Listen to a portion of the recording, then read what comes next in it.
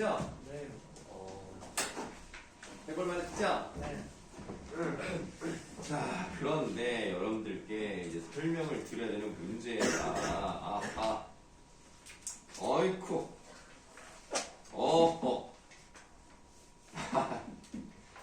네.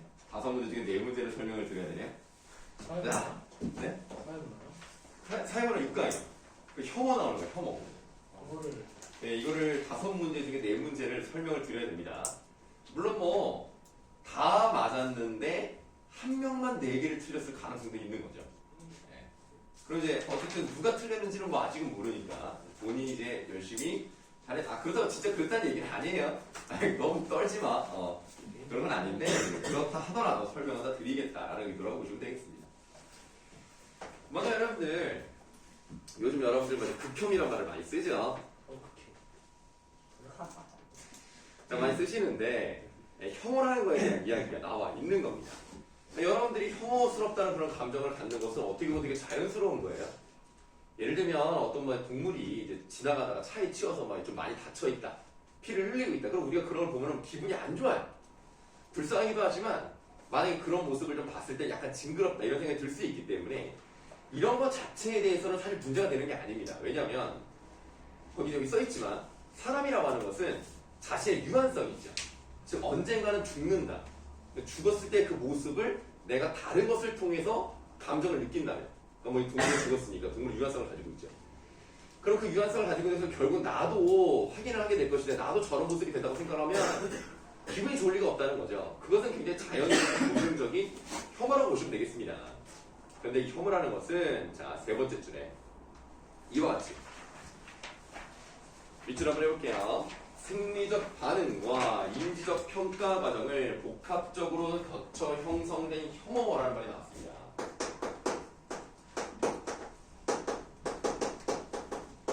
이거에다가 우리가 본능적으로 느끼는 거 말고도 머릿속에서 뭔가 만들어지잖아요. 인지적 평가 과정.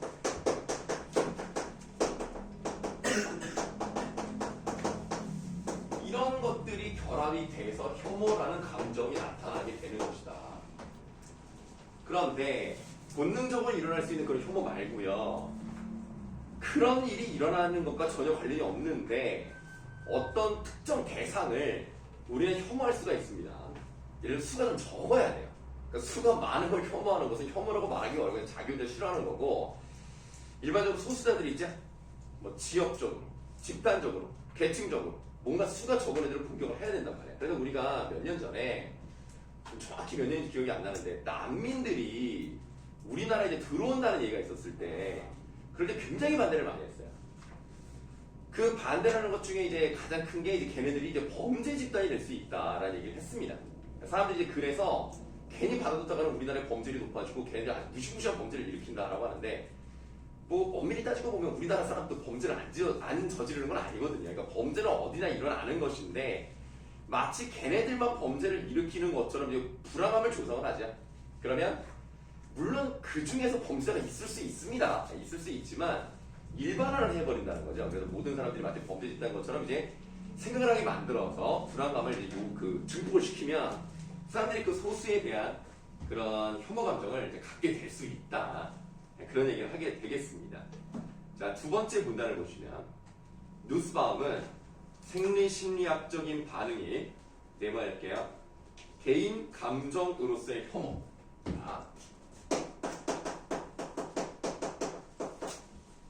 이런 혐오가 있어요. 이런 것과 그러한 혐오가 사회 맥락적으로 이제 전가된 사회 현상으로서의 혐오. 요게 조금 이제 표시하기가 어려운데 세모를 한번 해볼게요. 사회 현상으로서의 혐오.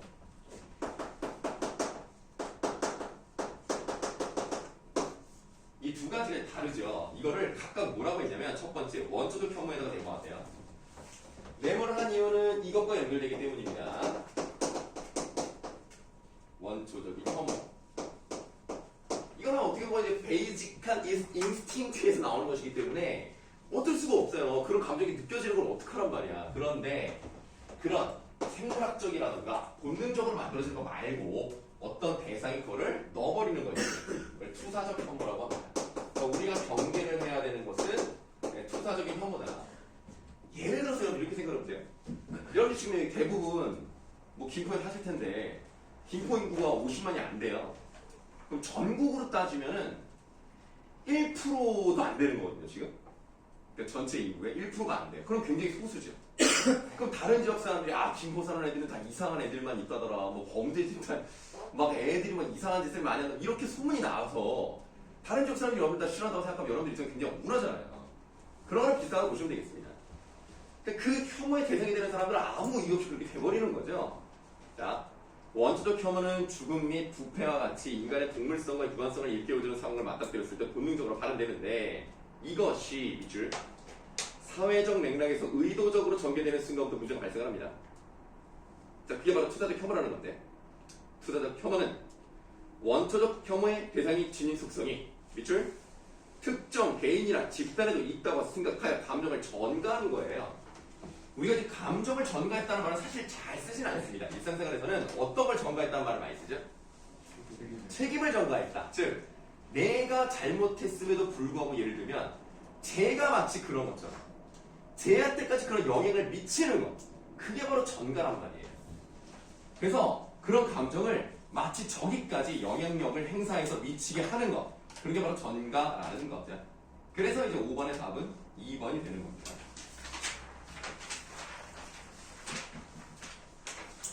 지금 선생님이 제대로 채점을 했다면 여기서 답을 보낸 학생들은 아마 이 5번 문제를 다 맞췄을 거예요.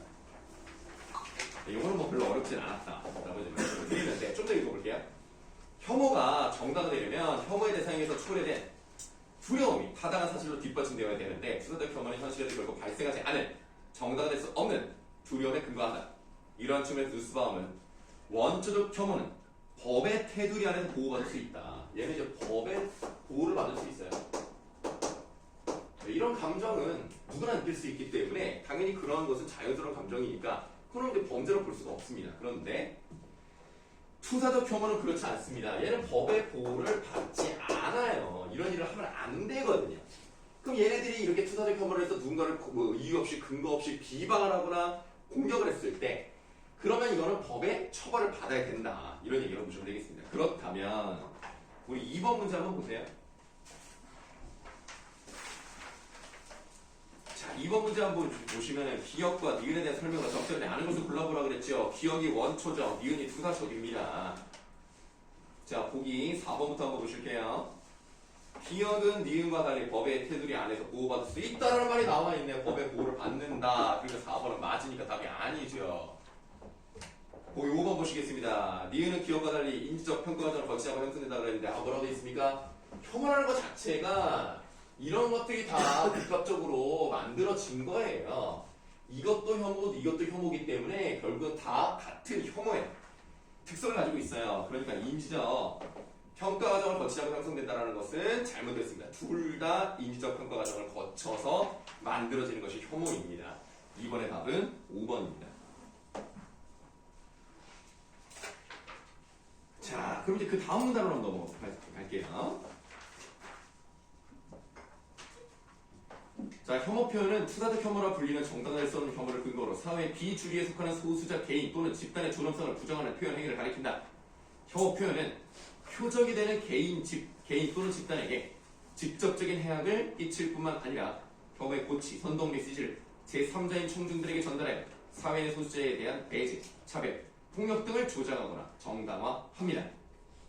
그럼 이제 이런 것들이 좋은 게 아니기 때문에 이걸 막아야 되겠죠. 근데 막는 방법이 대해서 나올 건데, 자, 이런 해악을 이유로 혐오 표현을 규제하는 입장에서는 혐오 표현 자체의 위험성 및 인간의 존엄과 같이 표현의 자유 같은 헌법적 가치의 침해 가능성을 근거로 듭니다.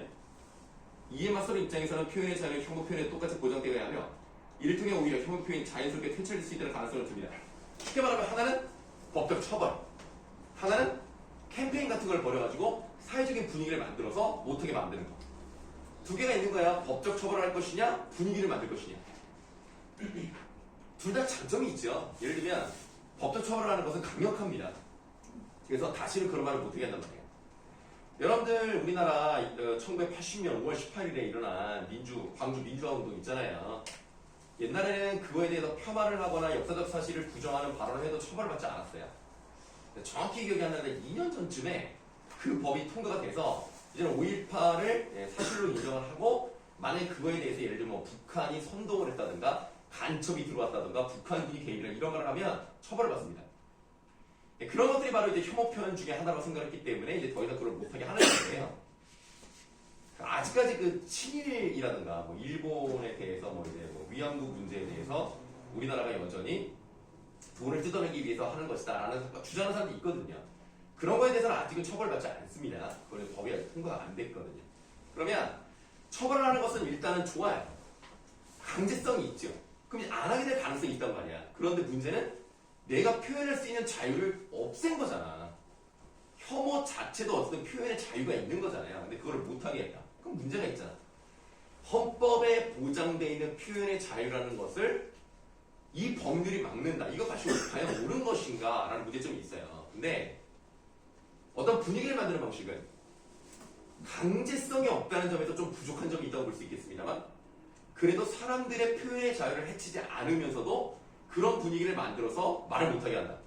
그러면 그것도 괜찮은 방법이라고 볼 수 있죠. 물론 시간이 오래 걸릴 수 있습니다. 그 얘기를 지금 하는 건데 다음 문단. 혐오 표현의 규제 방식은 법적 규제와 형성적 규제로 나뉩니다. 이게 지금 방금 말씀드린 거예요. 그럼 지금 우리가 이번 문단에서 혐오 표현의 규제 방식에 대한 두 가지를 얘기를 했으면 규제 방식의 유형이 나온 거죠. 그러니까 1번 문제 4번은 나와 있기 때문에 답이 아닙니다. 1번에 4번이 아니고 나와 있지 않은 것은 하나밖에 없죠. 5번. 5번은 나와 있지 않아요.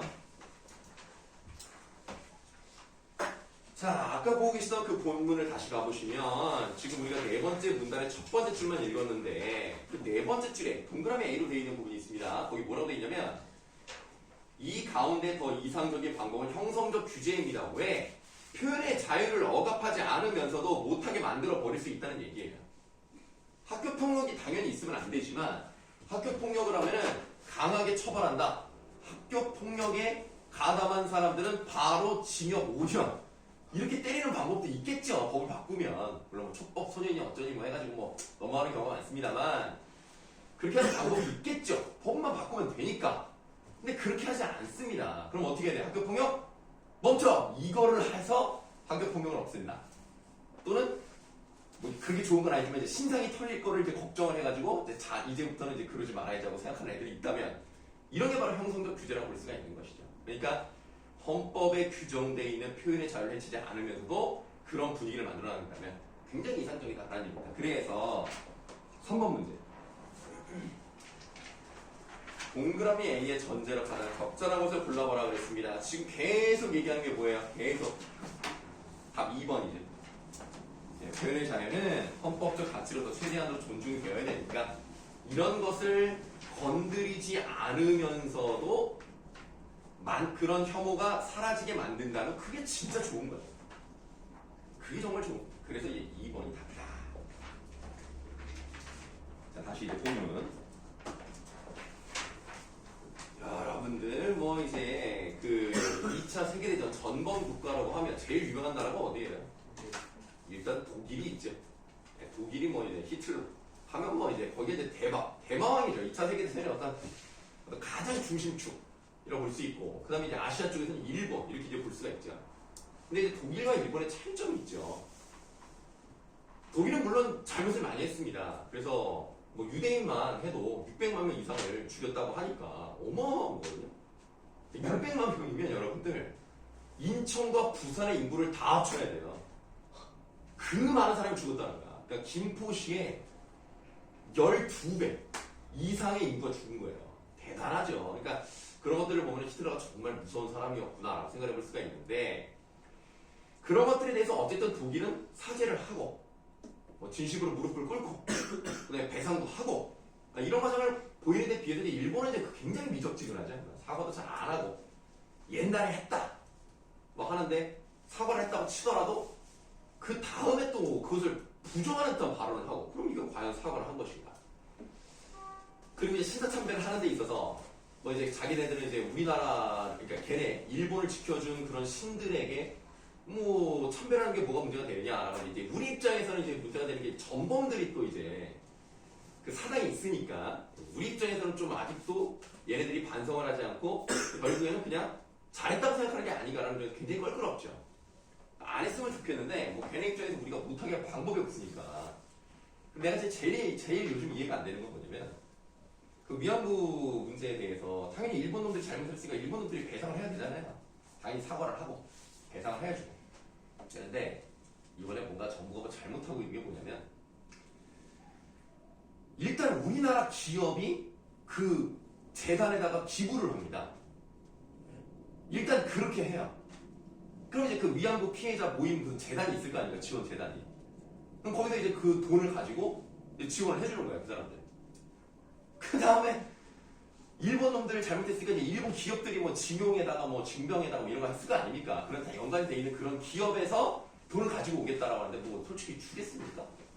안 주죠. 그러니까 지금 약간 문제가 되는 게 뭐냐면 이 위안부 피해 할머니들이 마치 돈을 말하고 지금까지 몇십 년을 싸운 것처럼 비춰진다는 게 굉장히 문제인 거예요. 그리고 왜 우리 기업이 돈을 내냐고. 왜? 우리 기업이 잘못한 게 아닌데 우리 기업이 전문 기업이 아니잖아요. 굉장히 잘못되고 있습니다. 그래서 지금 그거에 대해서 그 위안부 피해자 관련된 모임 단체 이런 데도 엄청나게 반발을 많이 합니다. 이건 정말 잘못된 거라고 생각합니다.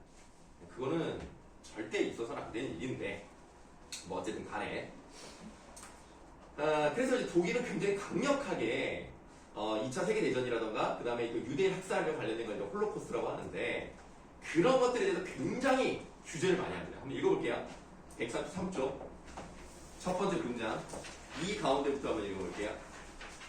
이 가운데 규제에 대해 가장 적극적인 입장을 취하는 독일의 혐오 표현에 관한 법제는요. 밑줄 홀로코스트와 같은 역사적 사실을 부정하는 행위를 혐오 표현으로 간주하고 있습니다.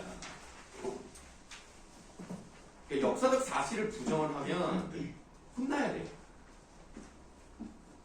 물론 뭐 100명이면 100명이 다 인정하지 않기 때문에 이런 사람이 있겠죠. 그러나 사실은 사실인 것이고 인정하기 싫은 건 자기들의 개인적인 감정이니까 이런 것들을 부정하는 것은 처벌을 받아야 된다. 뭐 이런 얘기라고 생각하시면 되겠습니다. 자, 그다음 또한 특정 집단에 대한 모욕의 경우 독일 법원은 불가변적 특성 또는 집단 외부에 의해 부여된 특성을 이유로 집단의 모든 구성원이 표정이 된 경우 즉 밑줄 일반 대중으로부터 명백히 구별되는 집단 구성원 전체를 표적으로 했다. 그럼 이제 어떤 죄가 적용이 되느냐? 바로 하세요.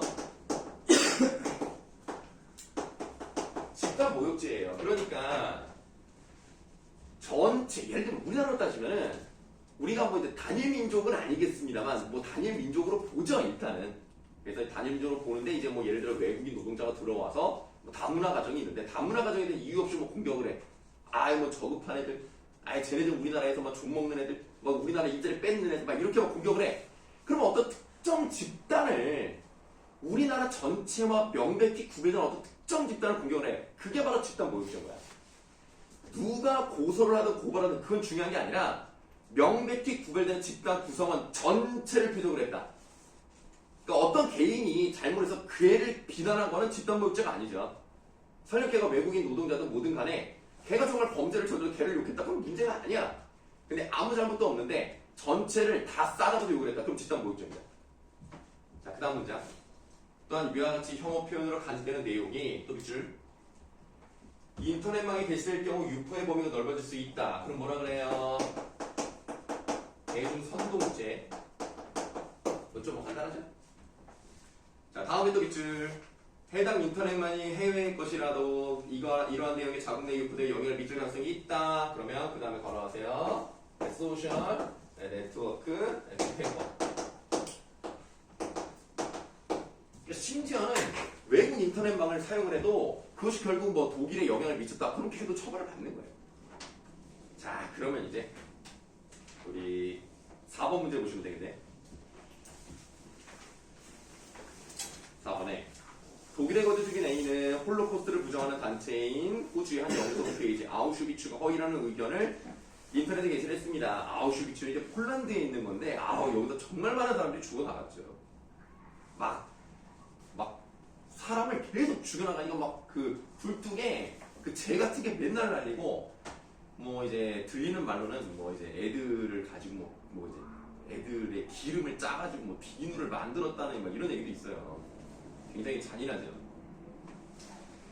자, 그래서 유대인이 독일로부터 돈을 갈취하기 위해 홀로코스트를 이용하고 있다라는 등의 비방을 함께 게시했습니다.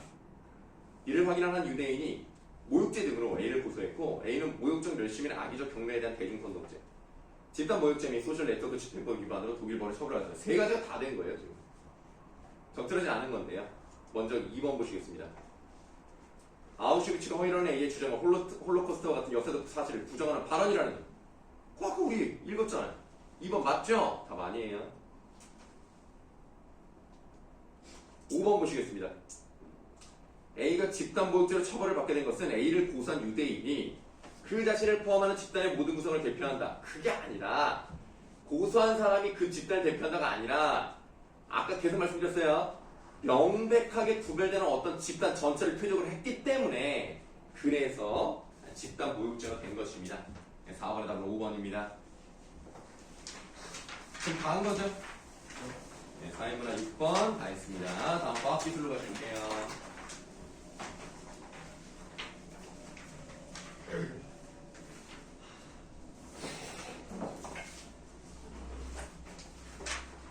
아, 2023년은 초반부터 선생님 컨디션이 많이 안 좋아져요. 이제 앞자리가 3으로 이제 넘어가면서 나이가 좀 뭔가 달라요. 응? 그 웃음의 의미는 뭐죠? 너 이제 기침 안 하냐? 네. 마스크 왜 안 쓰냐? 기침 안 했어요. 이런 너 기침할 때 그 마스크 왜 벗었어? 기침해서. 나 저기 뭐라고?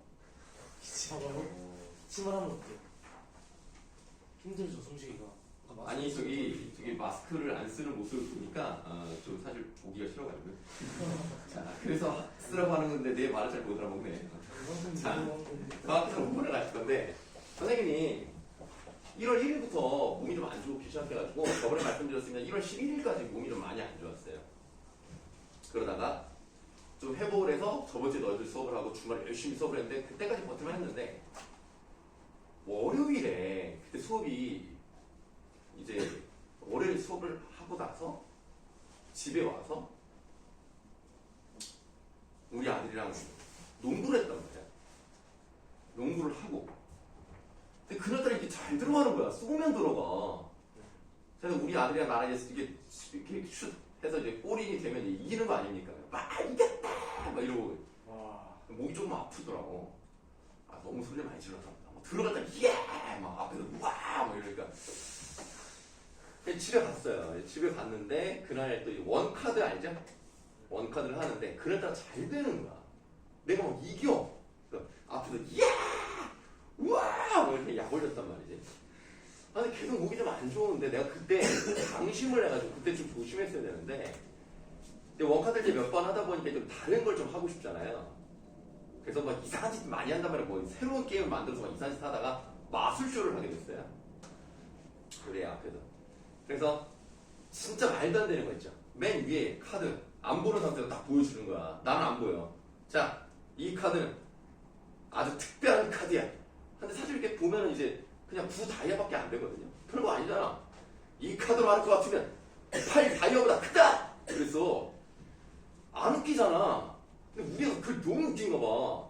근데 특별한 카드라고 소개를 하는데 겨우 8보다 크다 뭐 이런 게 너무 웃겨나 막 떼굴떼굴 웃더라고 막. 그래도 약간 삘 받아가지고 계속 이 숫자로 말할 것 같으면 뭐다! 이것은 K는 뭐다! 이거는 점프라스 막 이렇게 했단 말이야. 근데 애가 좋아서 웃어가지고 내가 흥분해가지고 몇 번 했더니 목이 아프네. 아씨 그래 지금까지 목이 안 좋아. 어떡하지? 근데 오늘 지금 목 상태가 상당히 안 좋습니다.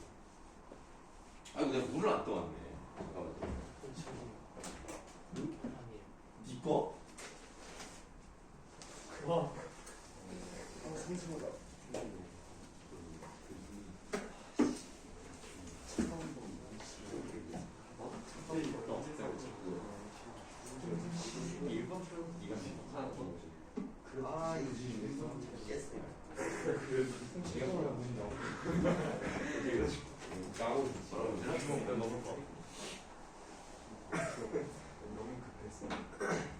자, 과학기술 5강은 생각보다 많이 틀렸어요. 아니요, 어렵지 않습니다. 어려웠어요. 아니에요. 이제 설명 듣잖아요. 되게 쉬워요. 이것도 네 문제 설명드려야 돼요.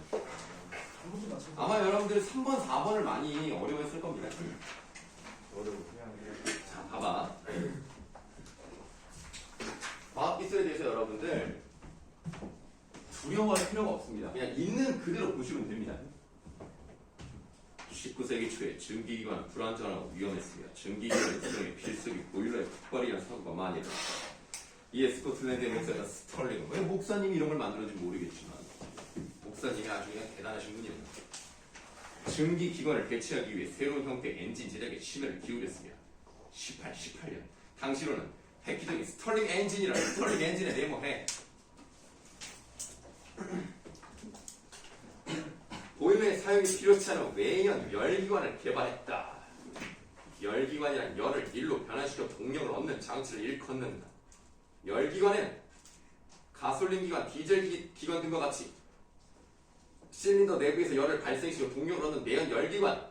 여러분들 자동차 일반적으로 우리가 이제 승용차라고 하는 약간 납작한 그런 형태의 자동차 이거는 보통 휘발유죠. SUV 같은 거는 뭐야? 디젤, 경유를 쓰잖아요. 그게 그냥 일반적인 내연 열기관입니다. 그 엔진 속에서 폭발을 시키잖아요. 증기기관 스털링 엔진처럼 엔진 밖에서 열을 공급하여 동력을 얻는 외연 열기관이 있다. 이미 여기서 지금 보세요. 이게 지금 외연 열기관이다 라고 얘기했잖아. 그럼 1번에 보기 4번에 스털링 엔진은 내연기관, 외연기관 중 어디에 해당합니까? 외연기관 아닙니까? 4번이 아니죠, 답이. 답은 5번입니다. 1번에다 5번. 자, 그 다음에 두 번째 문단은 시간을 아끼기 위해서 조금 그냥 넘어가고 세 번째 문단으로 바로 갈게요. 자, 그림을 이제 그리도록 할게요.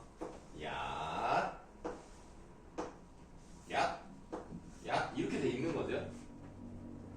그러면 여기에 있는 게 바로 뭐예요? 디스플레이서 피스톤, DP라고 할 수 있고요.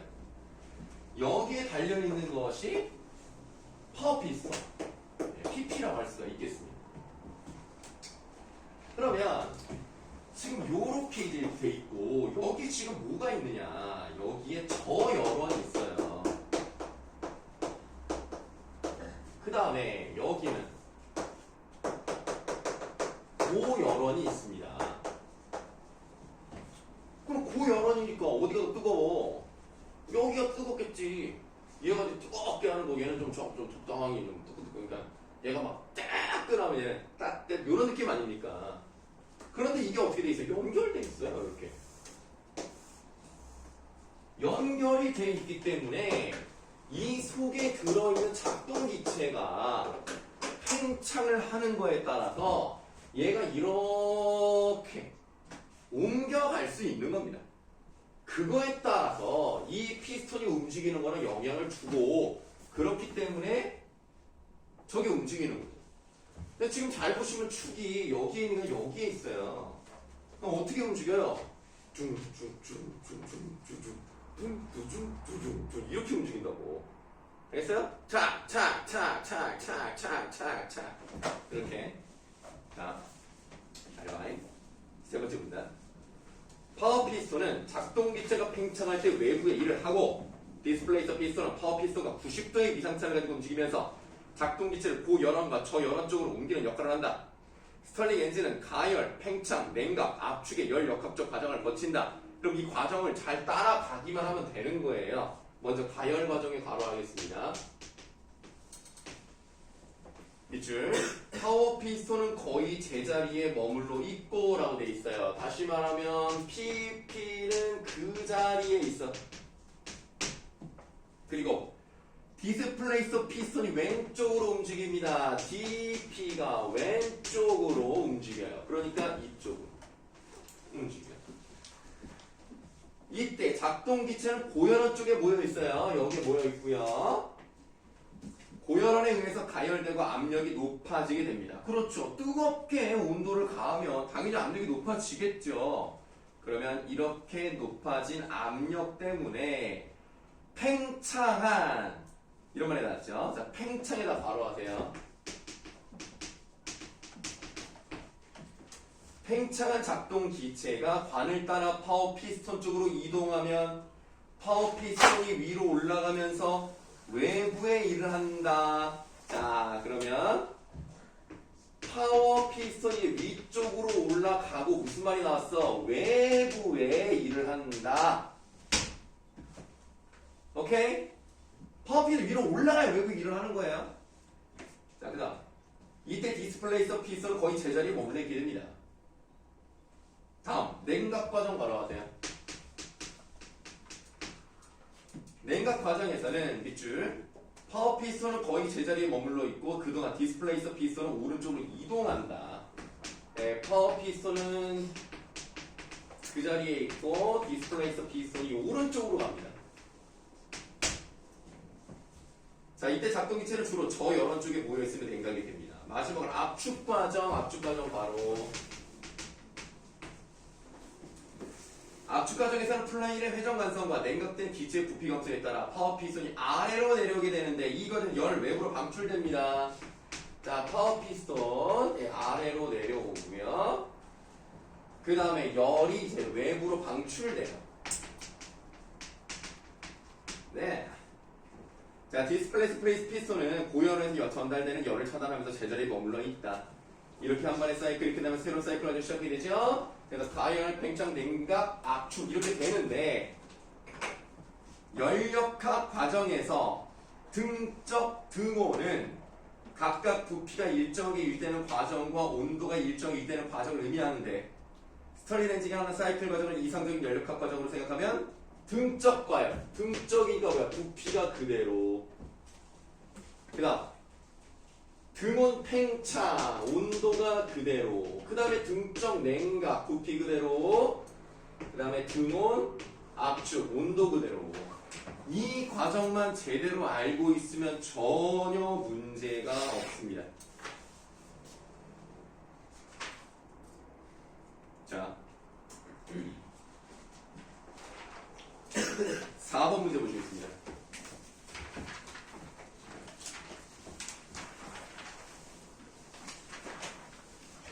윗글을 바탕으로 TS 선도에 대해 이해한 것으로 적절한 건데요. 열 기관의 사이클 과정을 온도 T와 엔트로피 S의 관계로 나타나는 것을 TS 선도라고 합니다. 여러분들 앞으로 이제 문제를 푸실 때 이런 TS라는 것을 많이 보게 될 거예요. 자, 이것은 열 기관의 열 출입을 이해하는 데 편리합니다. 그 다음 밑줄 해봐요. 엔트로피는, 자, 엔트로피가 S라고 그랬죠? 엔트로피는 출입한 열의 양을 온도로 나눈 값으로 정의가 됩니다. 그럼 뭐예요? T분의 Q죠? 요게 열의 출입량이에요. 열량의 변화라고. 그럼 T는 온도니까 이게 바로 엔트로피로 정의가 된대요. 그럼 그대로 받아들이시면 됩니다. 그럼 우리가 생각해 볼게요. 분모와 분자라고 보시면 되잖아요. 그럼 온도가 높아지면 높아질수록 엔트로피는 어떻게 되어 있어요? 그러니까 요 Q가 그대로고 온도가 올라간다. 그럼 엔트로피는 줄어들죠. 온도가 그대로인데 열 출입이 늘어난다. 많이 들어왔다. 그럼 뭐야? 엔트로피는 커지죠. 온도는 그대로고 얘가 줄어들면 엔트로피는 작아지죠. 이런 식입니다. 어려운 게 없어요. 자, 그러면 봐봐. 우리가 오른쪽 그림에 1, 2, 3, 4라고 되어 있고요. 화살표가 있잖아요. 그럼 우리가 여기서 딱 빨리 알아차려야지.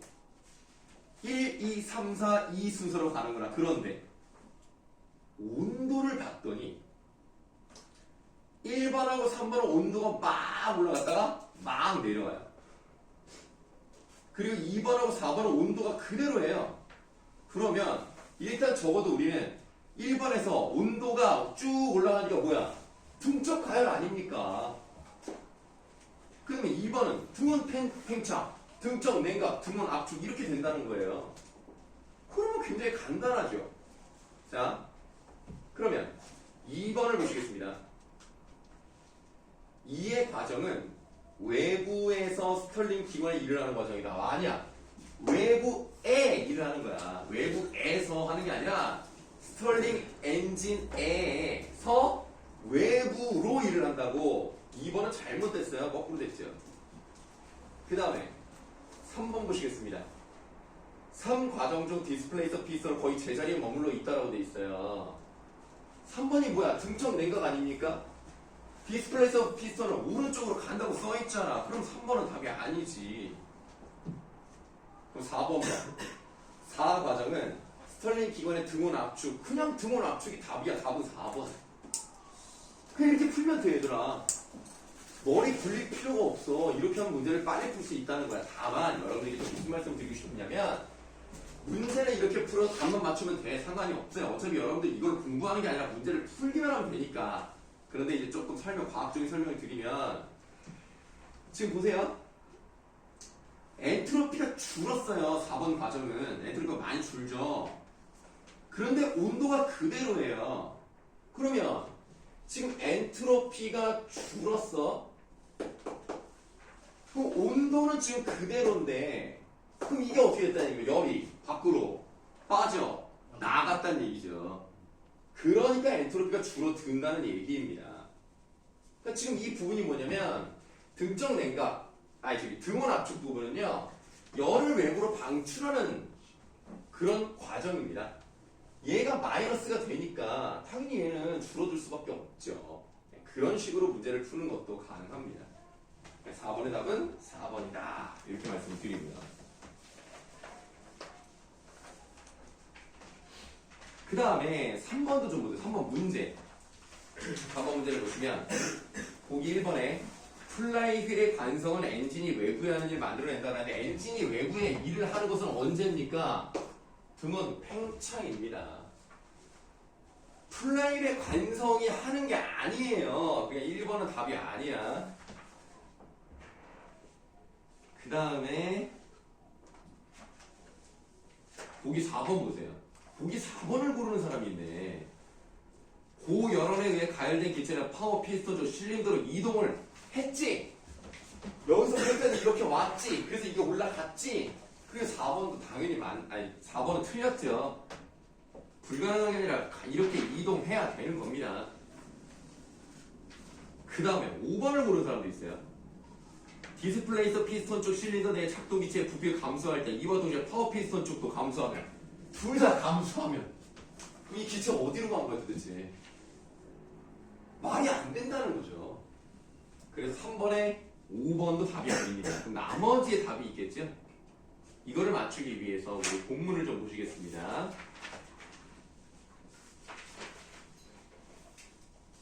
자, 190쪽입니다.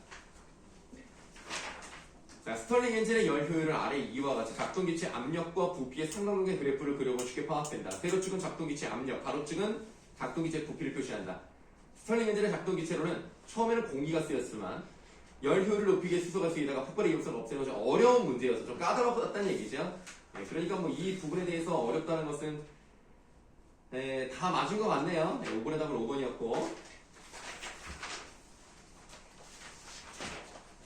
자, 어려운 문제여서 최근에는 헬륨이 많이 사용된다. 그림 2는 이상적인 스털링 엔진의 작동기체 부피 압력의 관계를 근사화해 그린 그래프인데요. 이런 말이 나왔어요. 밑줄 하세요.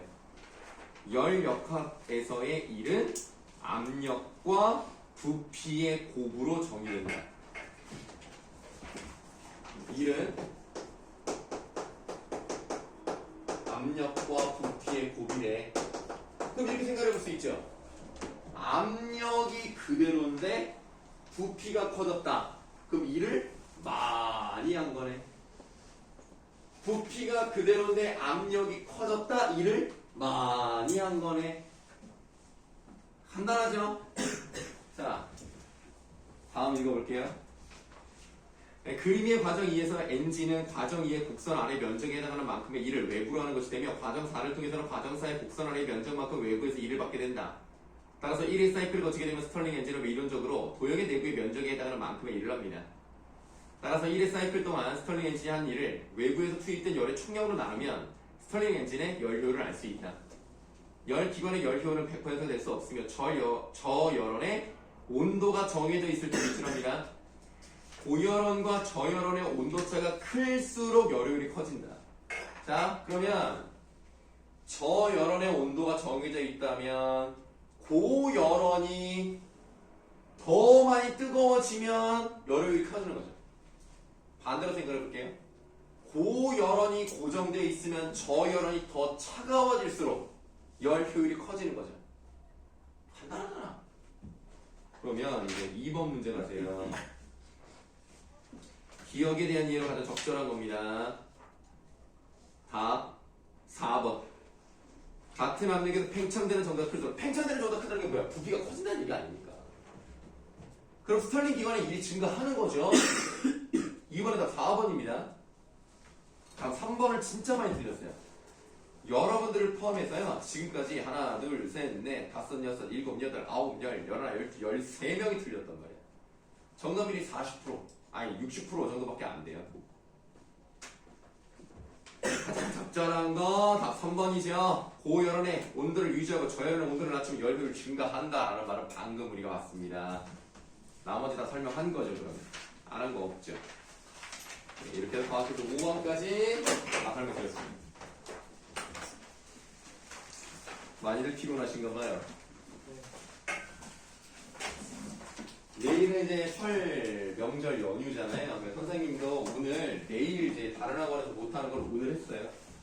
그래서 오늘 오전 11시부터 지금까지 수업을 하고 있다고 생각하시면 되겠습니다. 물론 이제 중간에 이제 이동하는 시간도 있고 이동하는 거 쉬었다고 말하기는 어렵고 진정 이제 마음의 안식은 여기 이제 저쪽 옆 건물로 가시면 김밥 매니아에서 오징어 덮밥을 먹으면 마음의 평화가 옵니다. 7,000원이고요. 반찬 3개 국 주고요. 그리고 친절하십니다.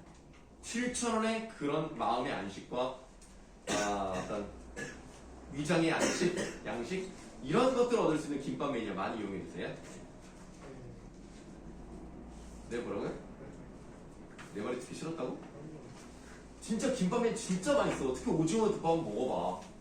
불고기 덮밥도 괜찮은데 진짜 오징어 덮밥이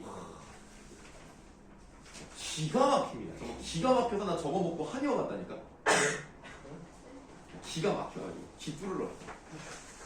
자, 그러면 이제 여러분들 숙제가 저기 문학 부분, 문학 부분, 고정 부분 숙제 한번 쭉 설명을 한번 해드리도록 하죠.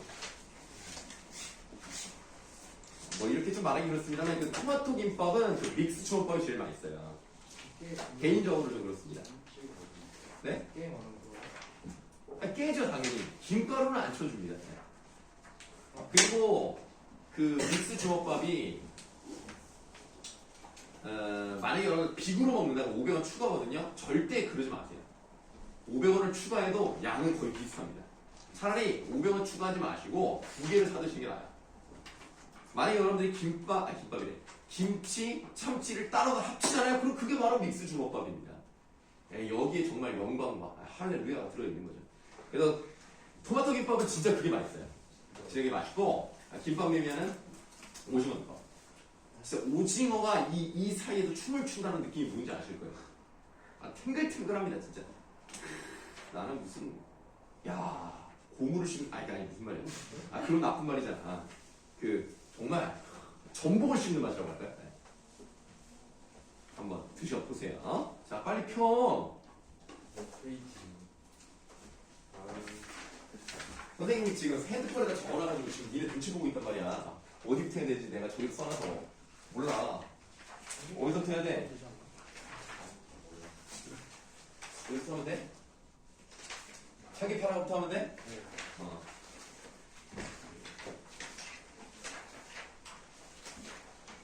아니야? 맞아요. 자기 편하부터 한번 맞춰보도록 하겠습니다. 일단 여러분들 답을 맞춘다는 느낌보다는 답을 설명한다 라고 보는 게 맞겠죠. 28페이지요.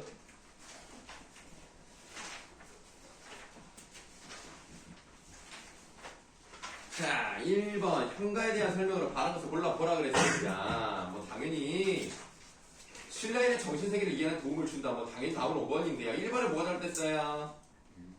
육구체가 들어갔어요. 이거 잘못됐어요. 2번에 뭐가 잘못됐어요? 유교적인 게 있어요. 뭐가 있었어요? 임금은 임금답게, 신하는 신하답게, 백성 백성답게, 안민가 있었죠. 유교적인 것은 전무하지 않습니다. 있긴 있었습니다.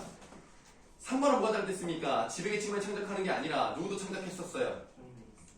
평민 중에서 누가 했었어요? 평민이 창작한 거 있잖아요.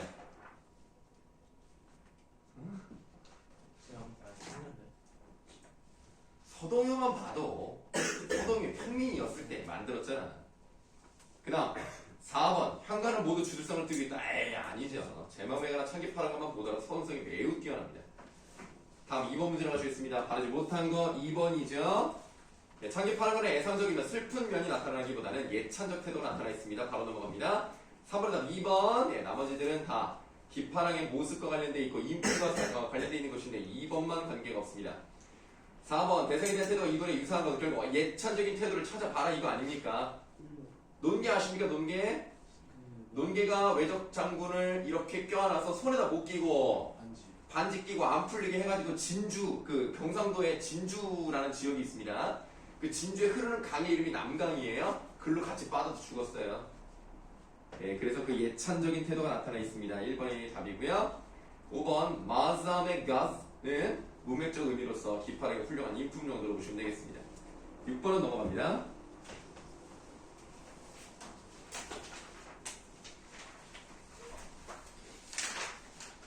다음에 안민가 있죠. 안민가 한번 보도록 할게요. 자, 위클에 대한 설명을 발해돼가지고 골라보라 그랬습니다. 자, 답은 3번. 작품의 주제가 명시죠. 눈에 보이게 임금답게 신하답게 하면 나라가 잘 된다. 이런 얘기를 하고 있으니까 3번이 답이 되겠고요. 2번 일치하지 않는 거. 이 당시에 민주주의 있어요? 없어요? 없죠. 대신에 뭐가 있었어요? 본주의라고 했습니다. 그래서 통치권이 백성에게 나오는 건 아니에요.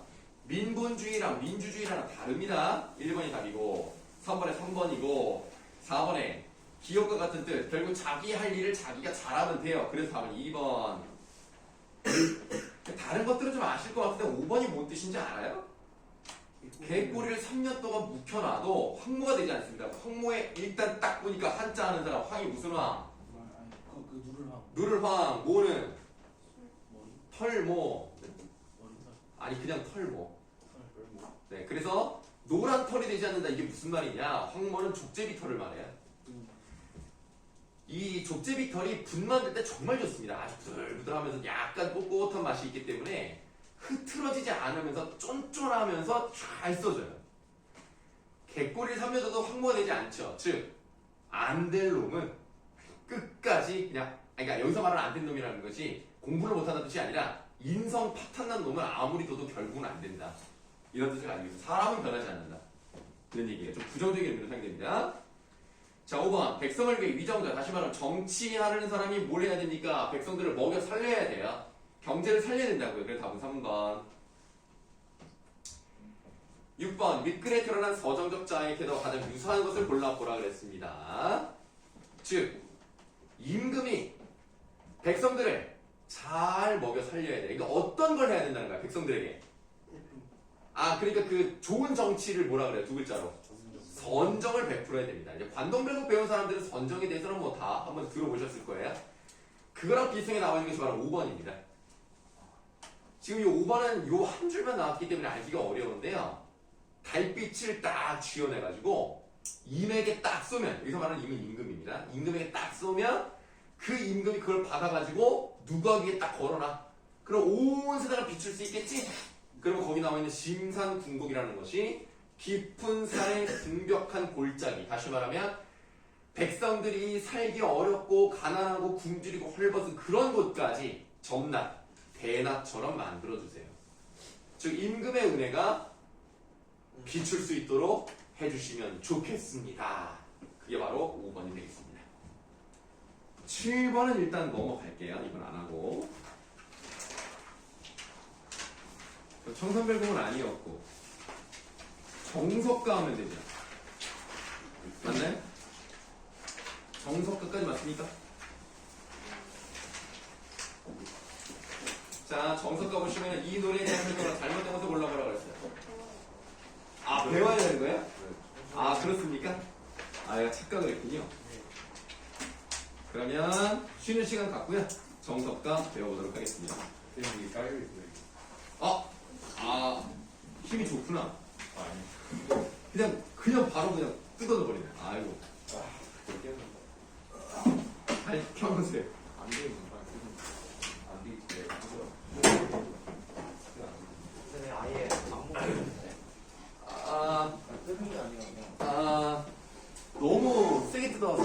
여기가 다 날아간 거 아닐까?